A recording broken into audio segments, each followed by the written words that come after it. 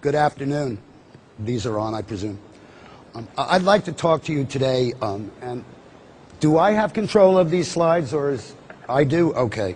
Let's get through these really quick, because this is just because you have to get CMEs, and I have to tell you that I am on the Speakers Bureau for GSK, GlaxoSmithKline, and also a nutritional consultant for an HIV nutritional company named Biosource Therapeutics, which has nothing to do with what I'm talking about today.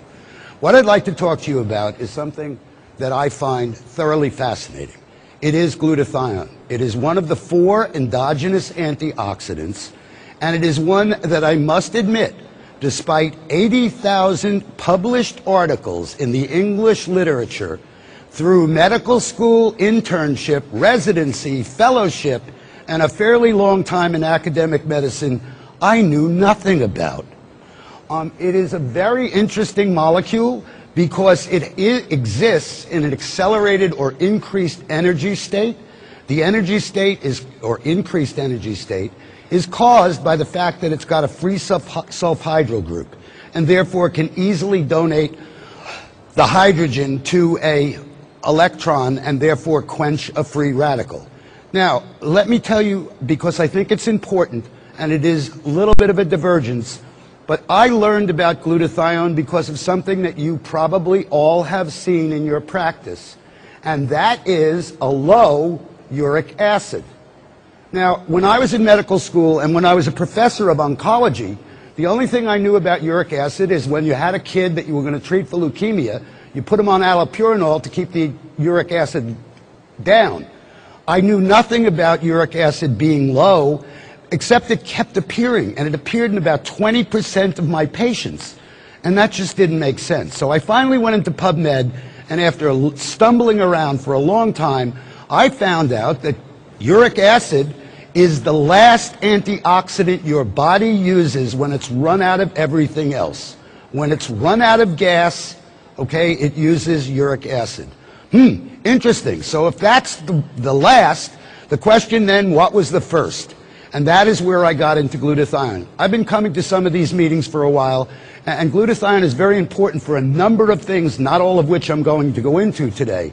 But in point of fact, it has a great deal to do with not only well-being, okay, but aging well, or if you will, retarding the aging process.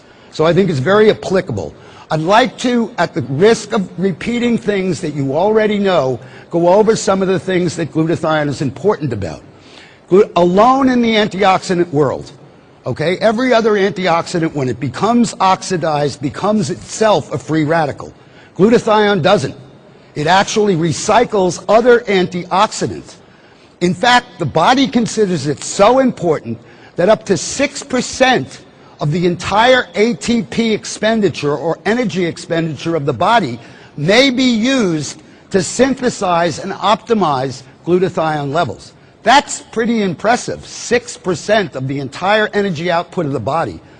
It is also the only non-enzyme antioxidant that doesn't become a free radical, and in fact has a very interesting corollary when it becomes oxidized, because what happens is it complexes to another spent glutathione molecule, and the compound then becomes GSSG, and GSSG has been shown in animal studies at least to promote and induce delta wave sleep. We all know the importance of that in terms of the aging process, so this, even in its used up form, functions as a very useful product. It not only functions as an antioxidant itself, but alone again in the world of antioxidants, it is an absolutely essential component of antioxidant enzymes, namely glutathione peroxidase, and most importantly, the glutathione transferases. And I bring that up because glutathione transferase abnormalities have now been associated with virtually every cancer known to man, and probably with a lot more than that.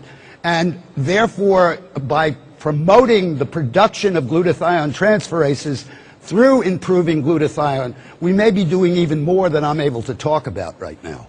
In addition, if that were not enough, let's keep going. It's a chelator. In fact, it's 50% as effective as oral chelation in getting rid of mercury.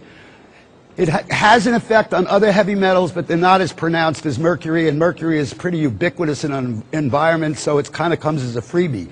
And it detoxifies organic pollutants, perhaps the best known one of which is the 2-carbon fragment that we know as alcohol.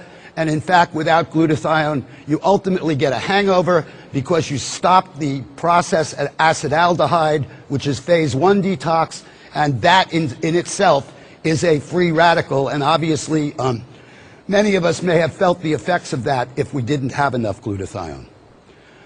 Now, why is it important in aging? Well, these are old data, and I think they're probably not as robust as they should be, but I'll give you what is available now. Glutathione levels decrease with age. The data would suggest it's 1% a year beginning in the 20s. I think that's too little, too late, but that's only my opinion right now. I haven't proved it. There are some very interesting things, though. Age-matched normals, okay, reveal that anybody at, say, 45 who's had his first heart attack or has asthma or whatever other disease you want to use has a lower glutathione level than somebody of that age who's well. So disease causes decrease in glutathione and an accelerated decrease compared to normals. Glutathione happens to be, and this is perhaps the take-home message, it's the major protector of mitochondrial DNA. Mitochondrial DNA is that DNA within the cells that's responsible, if you will, for the electron transport chain that produces every bit of energy in your body. And we know from pathologic data that if you take a biopsy from a 90-year-old and compare it to a biopsy in a 5-year-old, the mitochondrial DNA in the 90-year-old is only 5% normal compared to the 5-year-old. So obviously we destroy our mitochondrial DNA, we destroy our energy, and we age.